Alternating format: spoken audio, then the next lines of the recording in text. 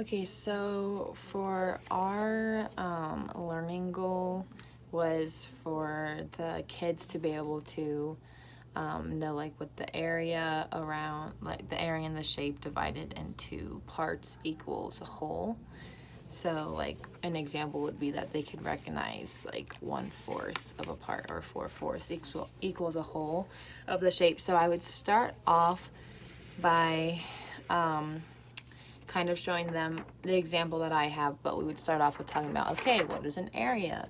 An area is everything within the lines of the shape. So everything in here is the area. And then I would show them, so for the activity, their job is to be able to cut the shape in half, and some of them can draw dotted lines if that helps to cut it in half and then cut it into fours. And then they'll also have another sheet of this where they can like put it by the whole shape to know like, okay, this is 1/4 and then the rest is like 3/4 or something. So I have my example that I already had done, which would be this diamond, and they can have multiple different shapes. Like one could be a circle or a square or something like that. So I have mine that I can show the class, and they can color it if they want. It makes it more fun. I think cutting them out kind of makes it more engaging. So here's my cutout shapes, and you can see that there are dotted lines where I used to be able to like know where to cut, because some students might need more help. So I would kind of show them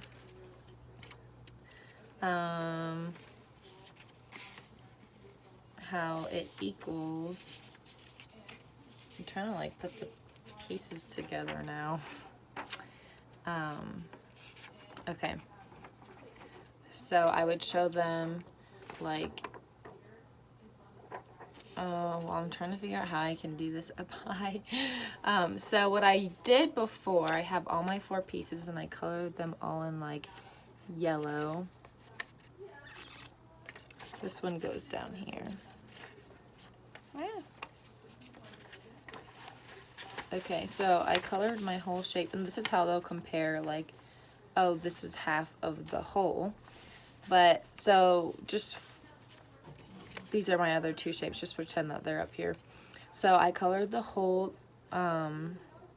diamond yellow, and then I colored half of it green, so you can see there's green and yellow, and then the 1/4 is yellow, green, and purple, just because it's like, and they can color however they want. That's just how I did it, so maybe it could help someone understand it a little bit better.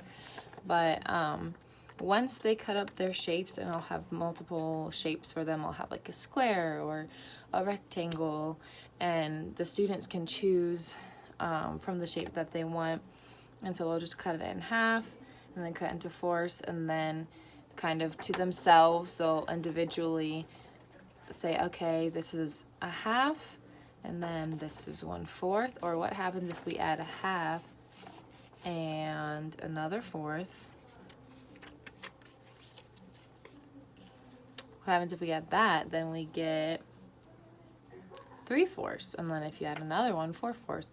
And 4/4 equals what? A whole. Or if you have like the other, pretend you have like the other half, like starting off with this whole half, this is a half, and then if you add another half, it equals a whole. So just like practicing that on their own, and then I'll have them go into groups, and preferably I would say partners, just so that they can explain it to each other better, and it would take less time, whereas like you have to wait for 4 people. So I would just say in pairs, and I would try to get the person that they're pairing with that has a different shape.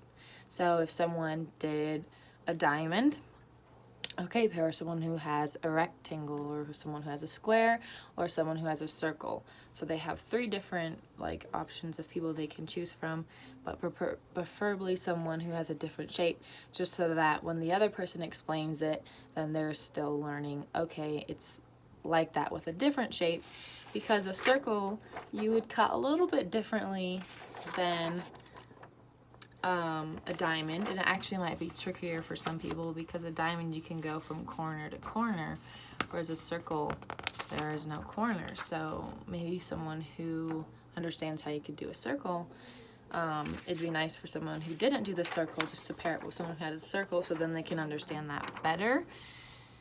And then, so the I do, we do, you do, like I did this, and I could also cut the circle and have the class do it with me. Okay, where would I draw my line?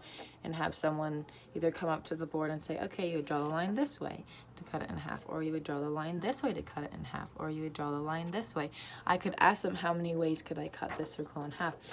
You could cut it multiple ways, because there's not, it's a little bit different than the not the rectangle, the diamond, right? Because the diamond, if you cut it this way, it's not so much in half, right? There's really only 2 ways that you can cut that in half to make it even, equal on both sides. That is also one of their key things, is to make sure to find that it has equal parts of a whole. So yeah, that is how I would do it, and then let them do it on their own, and then they can color it.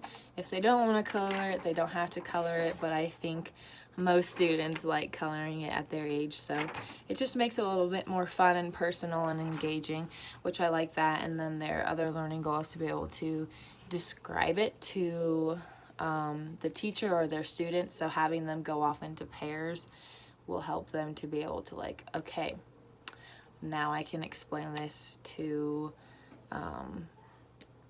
like explaining it to a peer, or explain it to your teacher if there isn't enough, or you could make 3 groups instead of a 2, but just having them explain it to each other is getting them to that learning goal where they're able to describe equal parts of a whole. So yeah, that is my lesson for them to do.